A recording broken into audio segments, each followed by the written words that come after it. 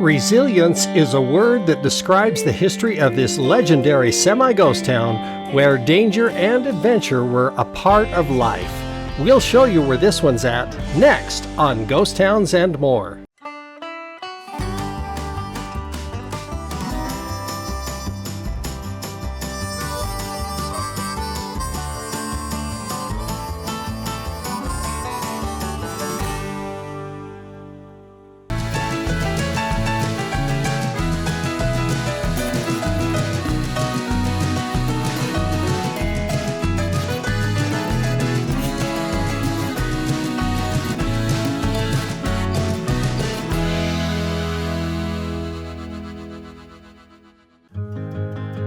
This semi-ghost town with a dangerous beginning is located near the southwest border of the state of New Mexico, dating back to the times when Spanish provinces influenced the development of the region.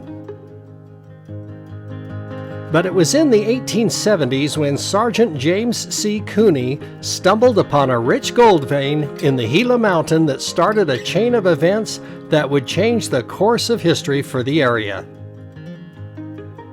Cooney was in the military and didn't tell anyone of his find. Once he was discharged from service, he returned to the site and staked a mining claim.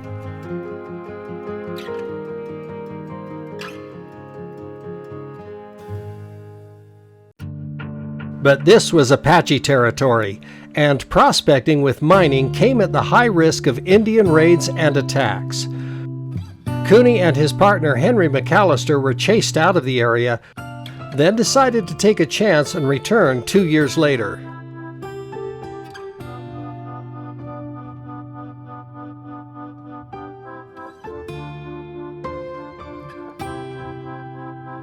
As word got out about the gold and silver finds, and other claims were established, a mining camp was set up. A town was founded and named after a governor of the Spanish province of New Mexico during the 1700s, Mogollon. But it all once again got the attention of the Apache Indians. This time, there was no escape. In April of 1880, Apaches raided the mining camp. Cooney was killed, along with other prospectors during the raid, as well as 35 nearby sheep herders. Cooney paid for his find with his life.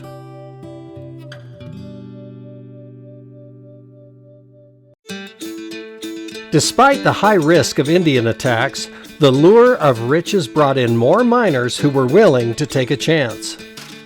Even with the dangers, the town of Mogollon continued to grow, and in 1913, the mines produced over $1.5 million of gold and silver. The population swelled to well over 3,000. The town had everything a Wild West town could have, except for a strong presence of law enforcement.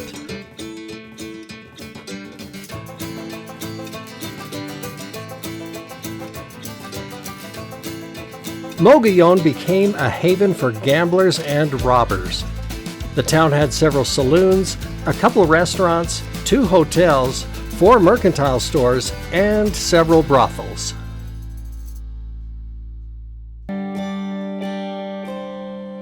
Mining continued at a strong pace, with the Little Fanny mine being the top producer. But again, the results of mining came at a price. The quartz dust became a serious health threat to the miners, creating lung diseases that claimed the lives of many. Mogollon was served by stage lines, and with lawlessness being what it was, the dangerous journey to other towns could take as long as 15 hours, and bandits had a heyday. One thief was reported as having robbed the stage 23 times between 1872 and 1873 before the long arm of justice finally caught up with him and put a stop to his raids. With all its wooden structures, fires ravaged the town 4 times, beginning in 1904 and the last one during World War II.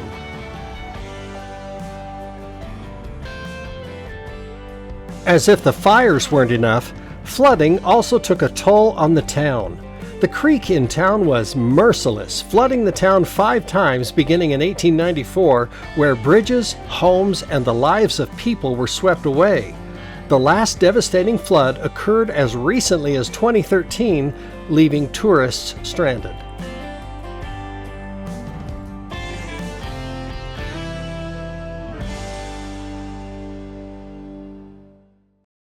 Mogollon's demise began as far back as 1893 when the silver market crashed, and by 1909 the population had plunged to 2,000 residents. After more ups and downs with world wars, the mines finally trickled down to a complete stop in the early 1950s.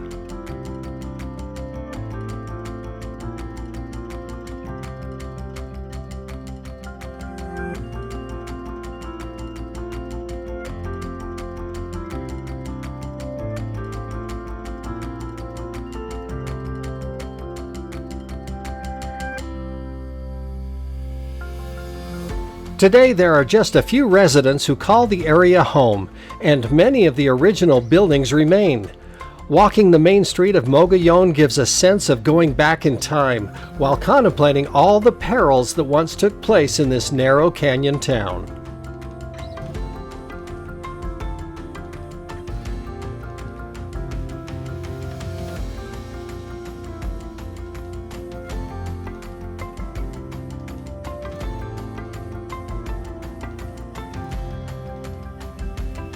The road to Mogollon is narrow and steep, and although paved, is only wide enough for one lane in some places, but is well worth the careful drive to see this once thriving site, now preserved in history.